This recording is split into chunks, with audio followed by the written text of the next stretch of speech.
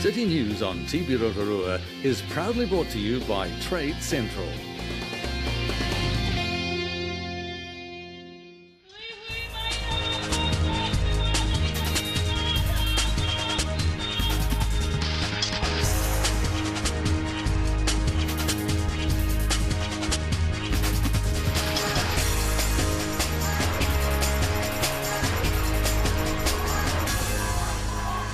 Tēnā koutou katoa tonight on City News. Images from the Anzac Dawn service at Ohinemotu. We have Mayor Steve Chadwick's reaction to the closure of TV Rotorua, and we highlight the District Memorial Service held at the Energy Event Centre. A record turnout at the Rotorua Dawn service made for a very memorable occasion at Ohinemotu on Saturday. They were there to commemorate the 100th anniversary of Gallipoli and all the servicemen and women who fought for New Zealand and who have died for our country.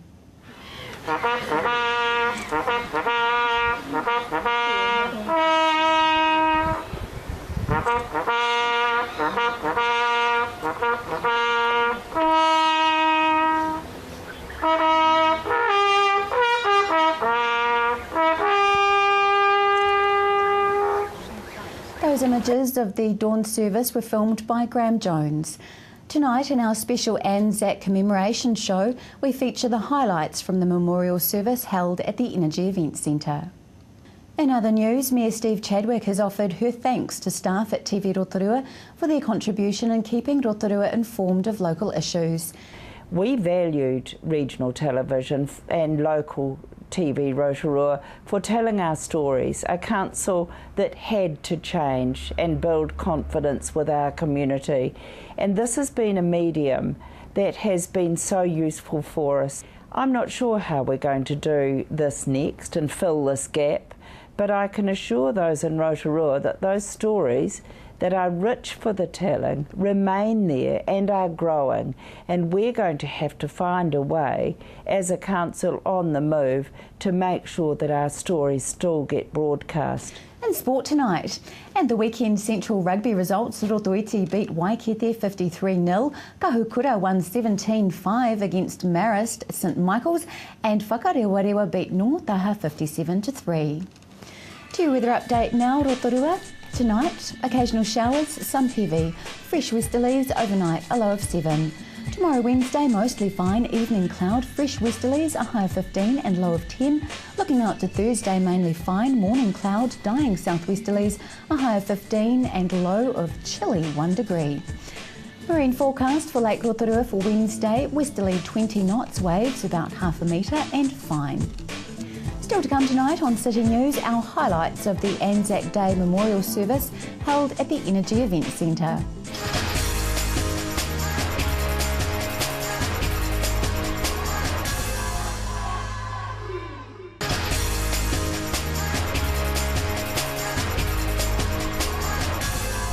Tēnā koutou katoa.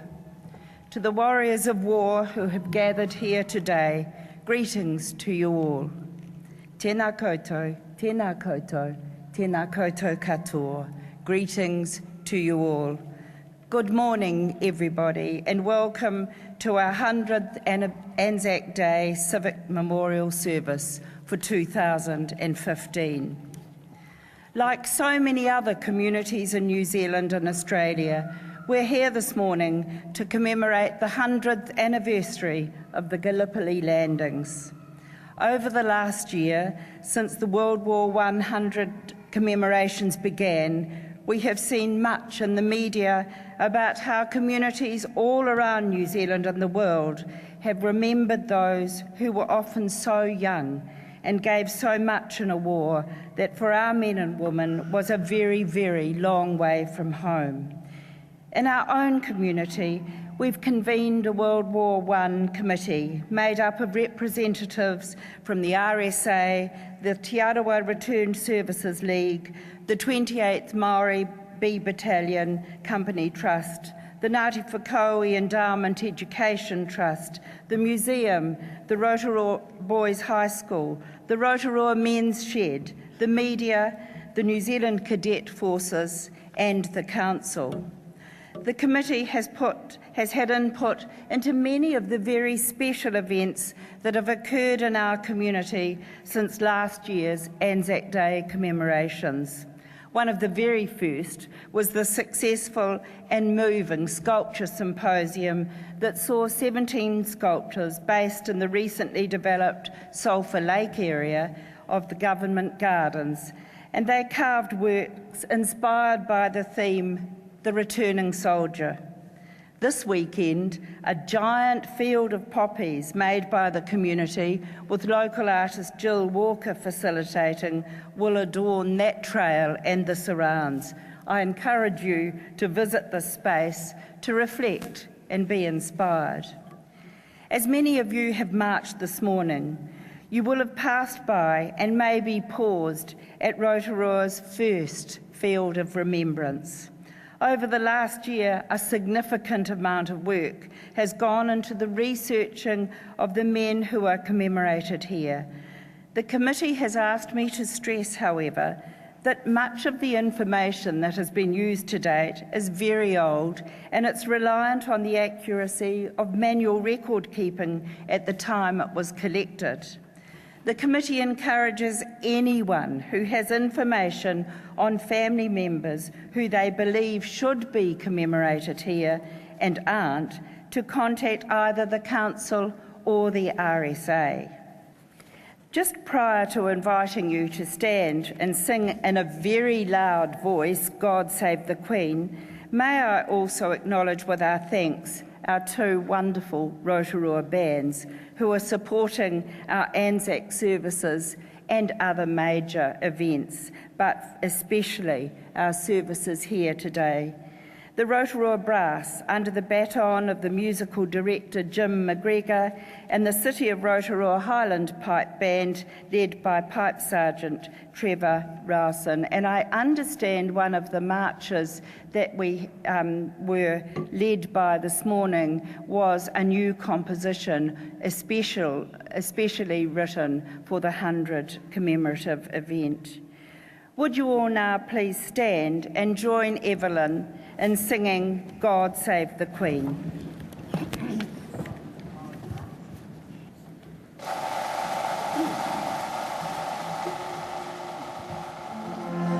Save our gracious Queen, long live our noble Queen. God save our Queen. Send her victorious, happy and glorious, long to reign over us. God save our Queen.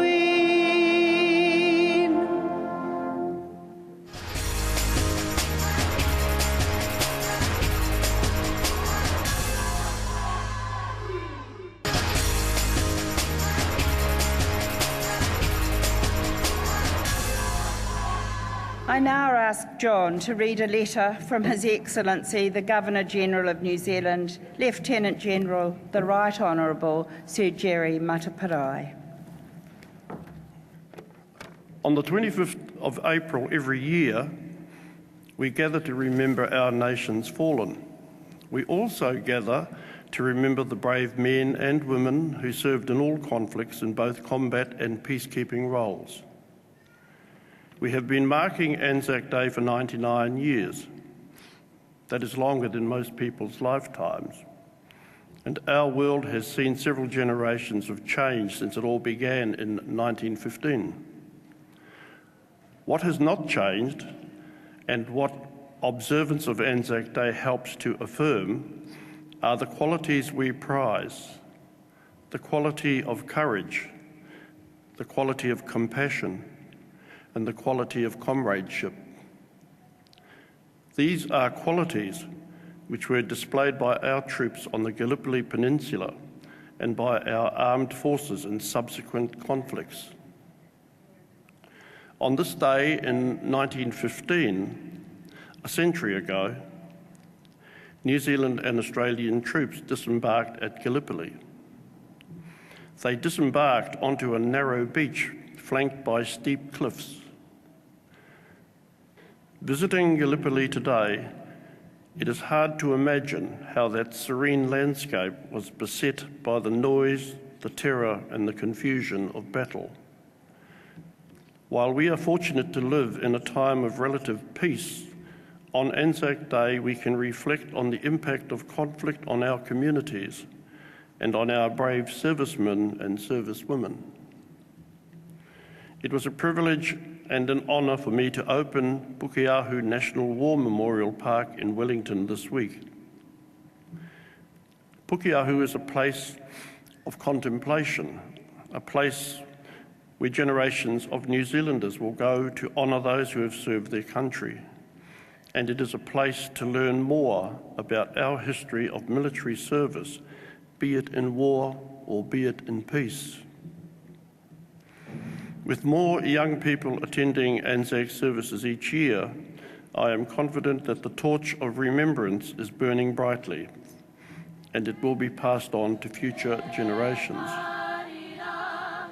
In this way, we can be assured that the significance of Anzac Day will not fade, and people will continue to gather in towns and cities throughout New Zealand and across the world to commemorate our nation's fallen and to remember the sacrifices of those who went before us.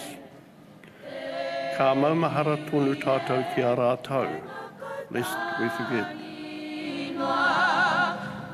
The words reach out across the water to the hard stainless steel of the ships and weapons of destruction, weaving their way through the mass of uniform-clad men and filling the air with a sense of aroha, longing, hope and the promise of a safe return. Bonds that will span lifetimes, decades and now a century were forged in those moments and in the preceding years.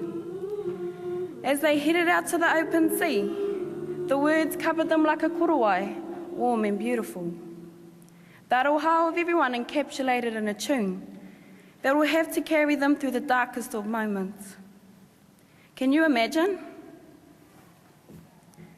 Kei ware ware tātou, lest we forget, must resonate not just today, but for always. And what of those who sang the song?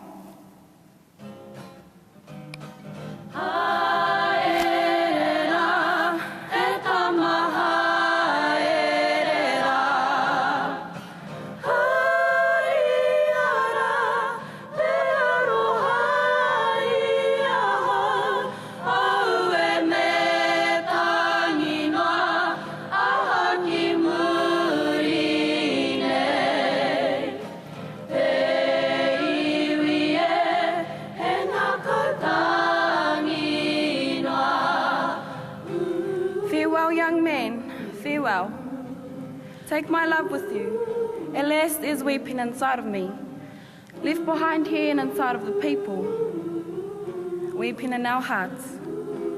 Our people shed their tears as ship after ship left port throughout the duration of World War I.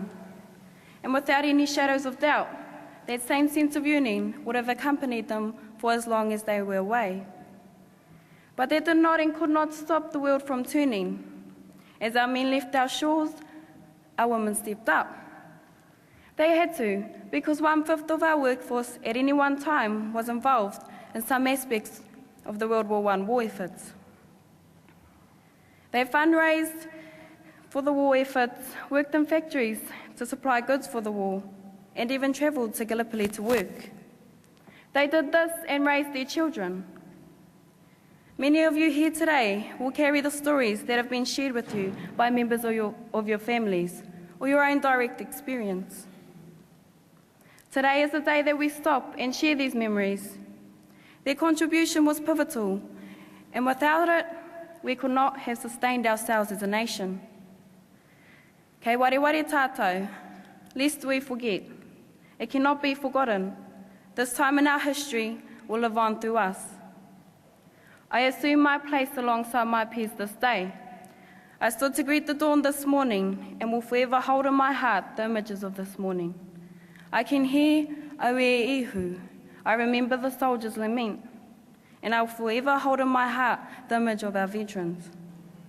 I am humbled by you all, Rairangatira Mā, and I will never forget the sacrifices that were made this day 100 years ago.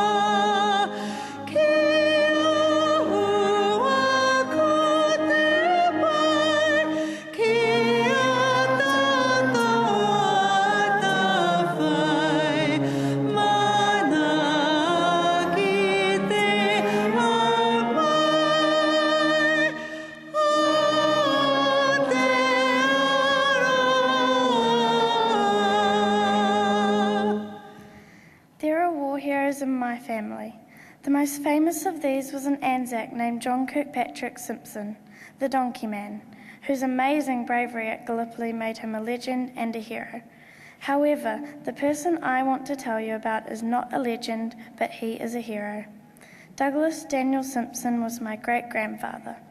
The dictionary says that a hero is a person who is admired for their courage, outstanding achievements, or noble qualities.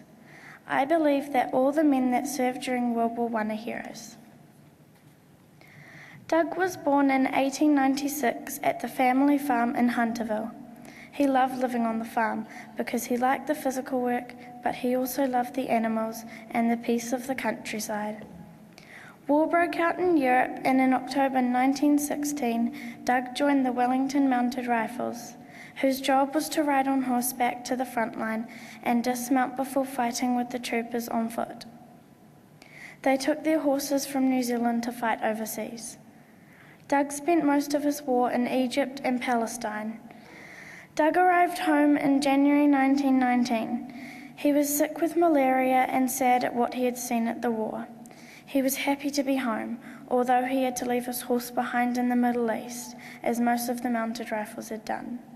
His daughter, my great-auntie Jan, who is here today, remembers him as a lovely, kind and gentle person, a good father and a caring husband. He never spoke of the war, and his children knew not to ask him about it. He just wanted to put the horror of war behind him and get on with his life. We have to remember Doug and all servicemen and women because through their courage, determination and sacrifice, they have helped to make us who we are as New Zealanders, living with freedom and peace. Douglas Daniel Simpson, my great-grandpa, is my World War I hero.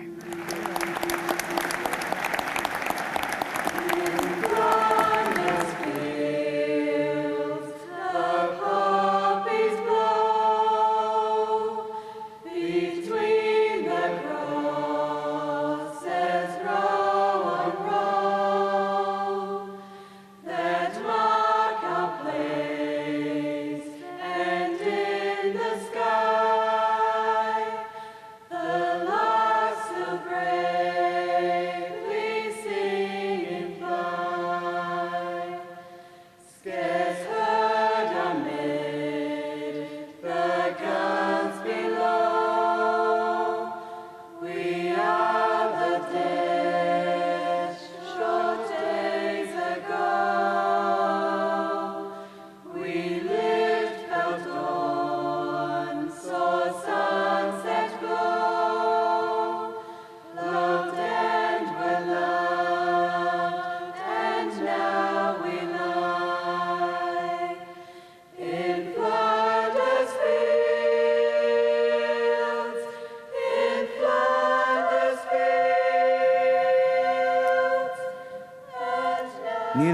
feet of my ancestors and my marae, Tunohopu. I am again made aware of the battles fought through the whakairo, decorated by the old dusty photos of those who were at Passchendaele, the Somme, Gallipoli and Chinook Bay. I then come to realization. It has been 100 years. 100 years since the forging of our nation's identity. 100 years since 16,000 New Zealanders and Australians surged ashore at the foot of rugged cliffs on the Dardanelles Peninsula. Over 100 years since war ignited a fire which would burn and rage across Europe, toppling ancient empires, destroying great armies, and damaging generations for years to come. So here we are, here today to remember the extraordinary deeds of thousands of men and women. We pay our respects, we honour their legacy. It is a day full of emotion, pride and gratitude. It is also a day that will further reinforce how selfless acts of heroism built our nation. We must also recognise the many men and women in our defence forces who have formerly and continue to serve our nation. They too share the common belief that our beautiful country is worth their lives. Without question, I am grateful. Grateful for the valiant efforts of my fellow countrymen. Without question, I am fortunate to not have the perils of conflict as part of my life. I can find in myself the very responses of respect, reverence and wonder. So do my fellow peers of the 20th century. I understand those who fought for loved ones' sake, for their children's sake, for their country's sake.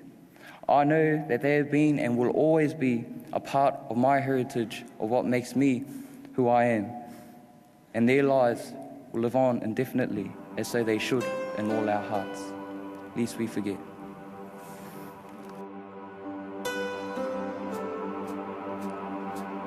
I want to leave my footprints on the sands of time. Know there was something that meant something that Highlights there of the Anzac Day Memorial Service held at the Energy Event Centre, and those images were shot by Wayne Douglas. E te iwi o te aroa, people of Rotorua, I would like to say thank you so much for having me. To the iwi of te aroa for welcoming this wahine from Ngāti Kahungunu into your rohe. And though I have children from here and feel I belong, you've made me feel like I belong. Thank you. Everybody else in Rotorua, I've made amazing friends through TV Rotorua. I have got to meet some of the most influential and powerful figures in the city, some of the most dedicated volunteers and some of the most unbelievable people doing amazing things. If I have any message, and this is all off the cuff, it is that we love our city because it is filled with amazing people doing extraordinary things. Long may our city reign as the top destination in New Zealand to come to for Māori, for art, for feeling the wairua, the spirit that is New Zealand. Kia ora Rotorua, from all the team here at City News, ko Māori e.